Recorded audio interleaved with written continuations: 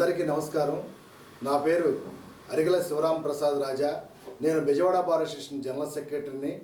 నేను ఫిబ్రవరి 27 నాడు జరుగు కృష్ణా గుంటూరు గ్రాడ్యుయేట్స్ ఎమ్మెల్సీ ఎన్నికల్లో ఎమ్మెల్సీ అభ్యర్థిగా పోటీ చేస్తున్నాను. నేను గతంలో ఆంధ్ర యూనివర్సిటీ నందు విద్యార్థి నాయకుడిగా విద్యార్థుల సమస్యలపై నేను విజయం సాధించాను. అదేవిధంగా గత 20 సంవత్సరాలుగా న్యాయవాదిగా నేను ప్రాక్టీస్ చేస్తూ విజయవాడపట్నం కానీ హనుమాన్ జంక్షన్ కానీ ప్రాంతాల్లో పేదలకు ఉచిత న్యాయ సలహాలు ఇస్తూ నా న్యాయవాద జీవితాన్ని ప్రారంభించాను. అదేవిధంగా గత సంవత్సరం జరిగినటువంటి బార్ అసోసియేషన్ ఎన్నికల్లో నేను 670 ఓట్ల మెజార్టీతో గెలుపొందడం జరిగింది. నా గెలుపుని కులాలకి మతాలకి అతీతంగా నా న్యాయవాద మిత్రులందరూ కూడా ఆస్వాదించారు.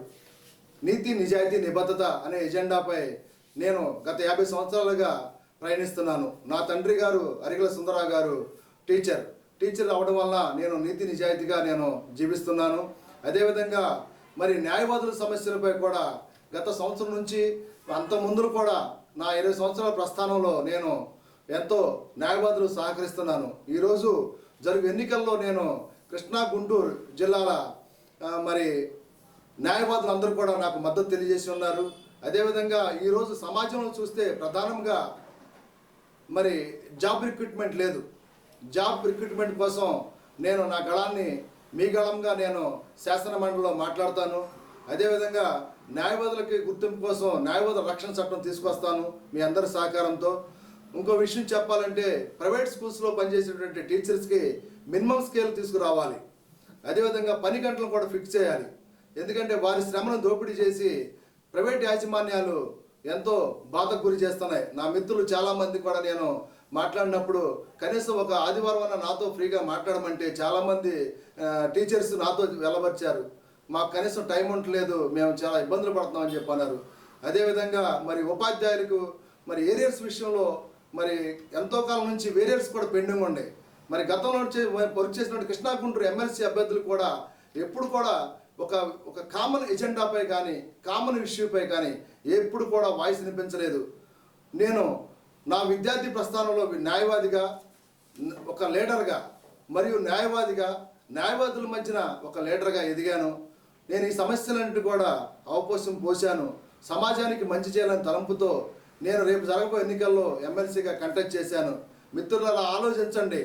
సమాజంలో ఒక మంచి నాయకుడు కావాలి, సమాజానికి ఉపయోగపడే నాయకుడు కావాలి. మరి అదేవిధంగా ప్రతి ఒక్కరికి విద్య అనేది ప్రాథమిక బాధ్యత.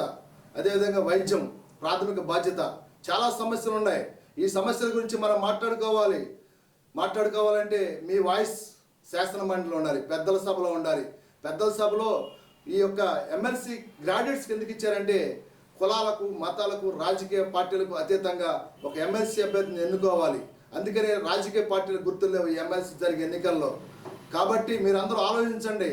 చదువుకున్న వ్యక్తులారా, చదువుకున్న వ్యక్తిని మీతో పాటు ప్రయాణం చేసే వ్యక్తిని మీకు న్యాయం చేస్తాను, మీ వెనకాల నడుస్తానంటే నా యొక్క అభ్యర్థిత్వాన్ని బలపరచండి.